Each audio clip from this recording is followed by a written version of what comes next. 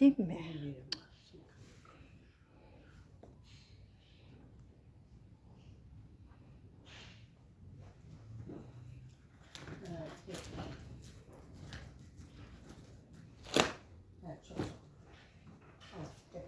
Elimde verildi.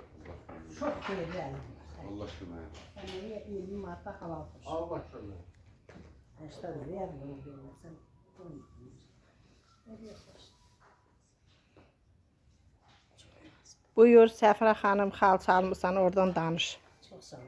Tabii Can sağlığına. her şeylik istəyirəm. Allah o qədər ömür versin ki, Allah ondan da canınızı yaxşı versin. xalçalar alacaq. Ondan da yaxşısın, əlbəttə. Xeyrisi olsun hər tərəfə. Da oğlan dedi, dedim evi yoxdur. Xoşlamıyorum kimisə incidən. Dost onun qiyməti Can bilirəm, sağlığı. amma halal olsun. Can sağlığı ilə. Allah o qədər ömür versin ki, gəlib